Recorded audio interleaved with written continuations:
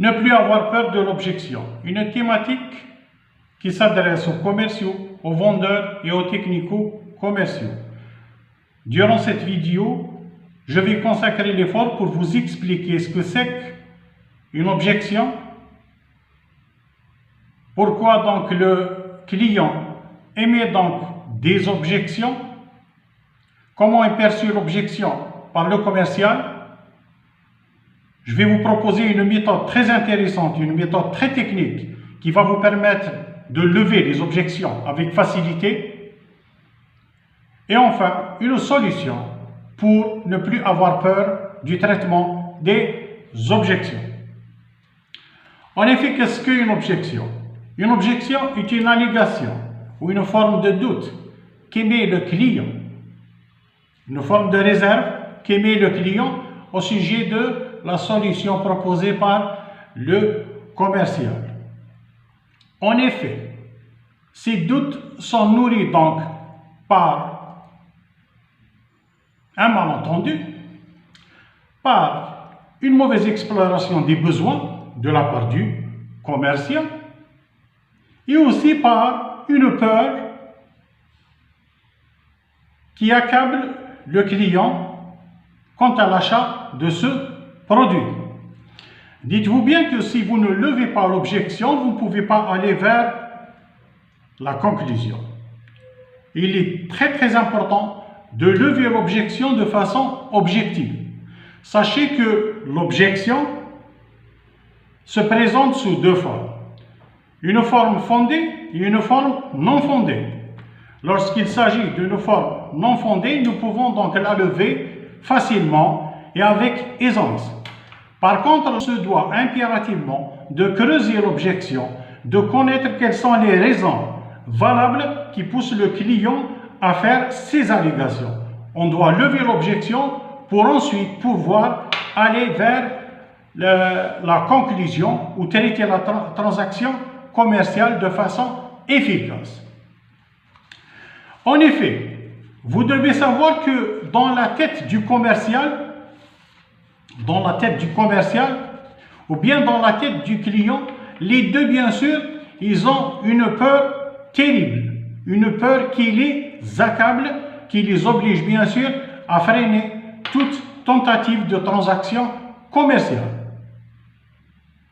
Vous devez savoir que dans la tête du client, le client bien sûr, il a, parce qu'il est accablé par cette peur, il se dit que assurément l'objectif du commercial n'est pas d'explorer le besoin et de fournir une solution valable et qui convient parfaitement aux besoins du client, mais son objectif c'est de vendre n'importe quoi à n'importe qui. Le plus important est de faire un chiffre d'affaires que lui dicte son entreprise. Aussi, est-il vraiment nécessaire de faire cet achat? Dans la tête du client toujours, il se pose des questions. Est-ce qu'il est vraiment nécessaire de faire cet achat? Est-ce que cet achat ne peut pas attendre? Est-ce qu'il ne peut pas attendre? Est-ce qu'il est urgent? Est-ce que je devrais bien sûr le prioriser? Aussi, est-ce que vraiment ce commercial, il a exploré convenablement mes besoins? Est-ce que vraiment il est arrivé à me façonner ou bien me trouver une solution qui convient parfaitement à mes difficultés? Autant de questions que se pose le client et qui méritent bien sûr des réponses valables, des réponses solides. Il faut convaincre le client afin qu'il se débarrasse de cette peur définitivement pour lever toute objection et aller vers la conclusion. Du côté du commercial aussi, le commercial il a une peur au ventre. Il se dit dans sa tête que ce client est un client difficile. Assurément, il ne va pas me permettre d'aller à la conclusion. Il va me submerger par des questions. Il va m'accabler par des objections qui ne terminent jamais. Par-dessus le marché, assurément, je ne vais pas réussir donc à faire cette vente. Et si je ne la réussis pas, j'aurai donc sur le dos et sur la tête le manager qui n'attend plus que cela. Il est là bien sûr pour me traumatiser, il est là pour mettre le doigt sur toutes les difficultés, mes difficultés, il est là pour me critiquer. Donc le commercial, grâce à ce cumul donc, de pensées négatives, il va émettre des ondes négatives qui vont influencer le choix ou bien la confiance que devrait mettre le client dans ce commercial et dans la proposition faite par celui-ci. Tout compte fait, donc il y a un échange de pensées négatives entre les deux. Si le commercial donc n'a pas assez de confiance en lui et il éprouve donc cette peur, ce stress accablant, assurément il va commettre des erreurs, si ce n'est que il va produire une énergie négative qui va pousser le client à refuser de tout compromis avec ce commercial. En effet, la meilleure façon de lever les objections du client, là je vais vous proposer bien sûr une méthode qui va vous permettre de lever l'objection facilement. Ok, une méthode très technique qui va vous permettre de lever l'objection très facilement. Cette méthode s'appelle la méthode CRAC. Alors, l'acronyme CRAC, les lettres bien sûr signifient, donc le C signifie creuser pour comprendre, comme par exemple, pouvez-vous me donner plus d'explications, pouvez-vous m'éclaircir tel ou tel. Le R pour reformuler, donc je lui demande de reformuler son expression. Qu'est-ce que vous entendez par? Qu'insinuez-vous par tel et tel? Donc là, je lui demande de revoir un peu la reformulation de son expression, quitte à changer les codes pour qu'on puisse s'entendre ensemble et comprendre le bon sens. Le A, bien sûr, c'est argumenter. Une fois que j'ai compris donc l'objection du client, pour la lever, bien sûr, j'ai trouvé une solution. Là, je dois accompagner donc ma solution pour lever l'objection grâce à l'argumentation. Je vous rappelle que le produit est garanti 2 ans. Cela vous met à l'abri de tel et tel et tel. Le C, finalement, donc, vient contrôler la levée de l'objection. Le C, c'est pour contrôler donc la levée de l'objection. On est d'accord sur la solution. Avez-vous d'autres questions à poser? En effet, donc, il faut toujours aller vers le contrôle de la levée de l'objection et ne pas avoir peur. Hein. Attention, ne vous dites pas que c'est bon, j'ai argumenté, j'ai compris ce qu'il voulait dire, et donc là, j'ai émis des arguments. En principe, c'est bon, j'ai levé l'objection. En fait, non, vous ne l'avez pas encore levé. Vous devez vérifier auprès de votre client comme quoi vous avez levé l'objection. Et ne pas bien sûr avoir peur. Et lorsque vous dites que avez-vous d'autres questions à poser, c'est une façon de mettre le client à l'aise et de gagner sa confiance. C'est une façon de dire aussi que si jamais il y a quoi que ce soit ou bien un quelconque doute dans votre esprit, je suis là pour répondre, pour lever ce doute et pour répondre à vos questions. Le produit, bien sûr, étant garanti, le produit étant fiable, l'entreprise cherche beaucoup plus la satisfaction du client et sa fidélisation. On n'a pas besoin d'un client qui vient acheter une fois et qui disparaît à jamais. On a besoin d'un partenaire social qui va travailler avec nous, bien sûr, qui va nous accompagner à vie. Alors, pour appliquer cette méthode qui s'appelle CRAC, donc creuser, reformuler, argumenter et contrôler la levée de l'objection, on se doit bien sûr d'être positif et aussi de savoir écouter. Il faudrait savoir écouter le client. Alors, j'arrive donc à donner quelques exemples. Lorsque le client émet une objection et vous dit « c'est cher, votre produit ou bien vos prix sont élevés », alors là, vous n'avez pas d'ordinaire, le commercial, il s'affole, il se dit que donc le client ne veut pas acheter, je ne vais pas vendre, ça ne va pas marcher, je suis un commercial raté. En effet, non. Dans ces exemples que je vais vous proposer, vos astuces intelligentes qui vont permettre bien sûr de lever l'objection, de freiner bien l'offensive du client. Alors, lorsqu'il nous dit que c'est cher, impérativement, il faudrait qu'on reste fort de caractère, qu'on garde à l'esprit que nous avons donc un bon produit qu'on met sur le marché, nous faisons confiance à notre entreprise, nous faisons confiance à notre produit, donc il n'y a pas de raison à ce que le produit soit cher. Et là, bien sûr, qu'est-ce qu'on va dire? On va répondre par rapport à qui? En effet, par rapport à qui? C'est-à-dire lorsque vous me dites que le prix est élevé, vous comparez le prix par rapport à quel concurrent? Vous me dites c'est par rapport à tel ou tel concurrent. Ok, très bien. Est-ce que vous avez comparé les mêmes offres aussi? Je creuse. Je suis en train de creuser là. Je suis en train de montrer au client que je maîtrise bien. Et mon produit, et les caractéristiques de mon produit, je maîtrise aussi celles du marché. C'est-à-dire que je connais donc les principaux offreurs du marché et leurs produits ou bien prestations. Je connais toute la gamme, les prix, toutes les caractéristiques. Attention, c'est très très important de montrer une force de caractère, une force technique qui va influencer positivement le client. C'est comme ça que vous allez le persuader, c'est comme ça que vous allez le pousser à acheter votre produit. Acheter votre produit.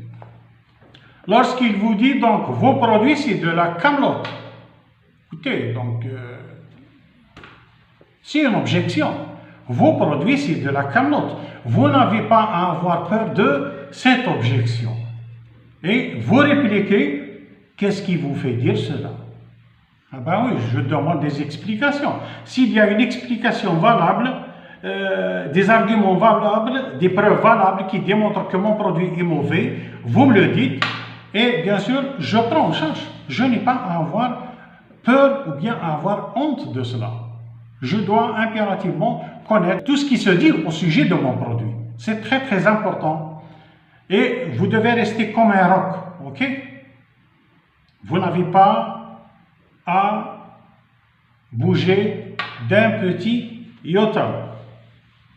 Alors, lorsqu'il vous dit donc, vous n'avez jamais rien de disponible, là, par cette objection, il remet en cause les appros, la gestion des stocks de votre entreprise. Comme quoi, vous tombez tout le temps en rupture de stock. Vous voyez bien que déjà, concernant cette objection, on peut l'avoir de deux côtés, un côté négatif et un côté positif. Lui, il a jugé, ou bien c'est positif, pour critiquer votre gestion et remettre en cause votre produit, et enfin, bien sûr, ne pas aller à la conclusion. Vous devez réagir intelligemment. Et là, vous passez de l'autre côté qui est positif et vous lui dites, ceci prouve à quel point nos produits se vendent bien. Eh bien oui, tout à fait.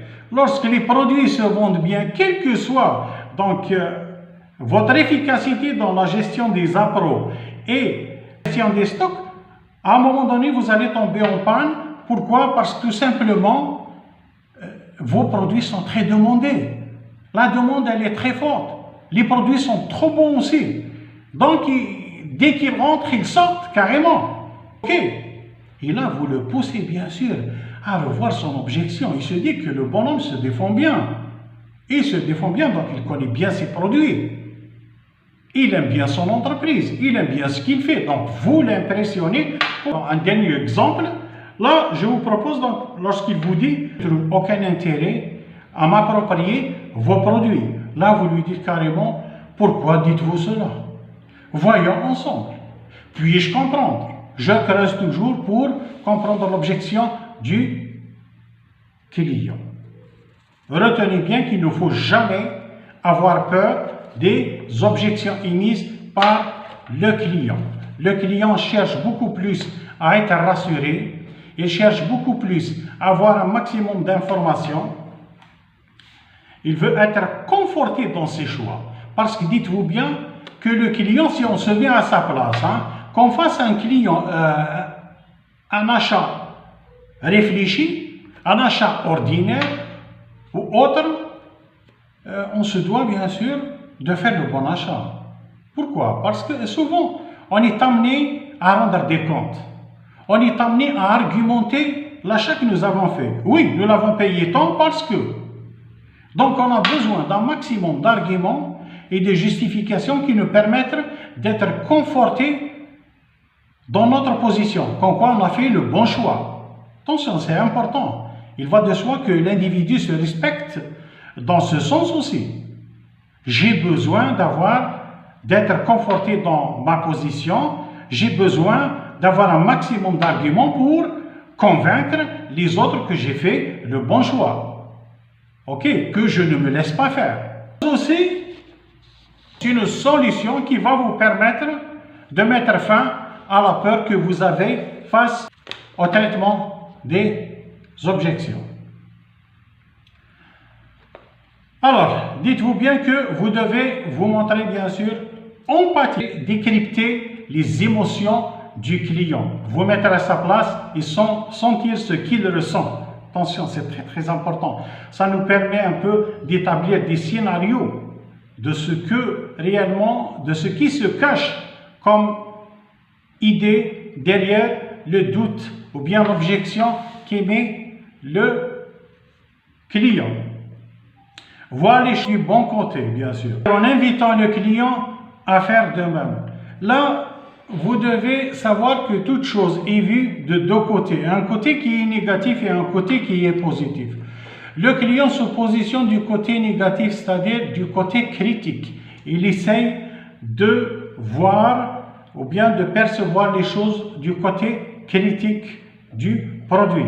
C'est-à-dire, il veut absolument faire ressortir tous les points négatifs qui caractérisent, dont se caractérise bien sûr le produit. Vous devez donc là, vous devez l'amener à voir la chose du côté positif. Exemple, le client bien sûr se concentre beaucoup plus sur le prix qu'il va payer, le prix ou bien le coût ou bien l'argent qu'il va payer. C'est-à-dire que vous allez l'obliger à réduire ses économies pour s'approprier votre produit. Là, il se montrera bien sûr furieux et frustré. C'est pour cela que vous serez amené à orienter ou bien à ramener sa concentration sur le négatif pour l'obliger à se concentrer sur le positif. Et là, vous devez donc faire un travail, on va dire un travail de psychologue. Vous devez l'amener à percevoir le produit beaucoup plus sous l'angle de la valeur. Donc vous dites valeur de votre produit. Et à chaque fois donc, que vous mentionnez valeur donc verbalement, le client bien sûr est amené, il est obligé à ramener sa perception qui est concentrée sur le négatif, à la ramener donc à une réalité plus objective, comme quoi en contrepartie de cette somme d'argent, il va profiter du produit qui est fort intéressant et qui se présente comme solution aux difficultés qu'il vit au quotidien. Alors, le dernier point, il faudrait toujours être organisé avant de faire un quelconque entretien. Il faudrait bien se préparer, donc garder donc, de son côté, dans son bagage, un maximum d'arguments, un maximum de connaissances concernant le produit, un maximum de détails sur le produit et aussi sur le marché, donc les principaux concurrents. L'offre des concurrents se caractérise par quoi je dois impérativement avoir ces informations à ma disponibilité pour pouvoir mener un bon entretien. Et lorsque je me retrouve face aux objections émises par le client, je saurai bien sûr comment les lever sans aucune crainte, sans aucune peur.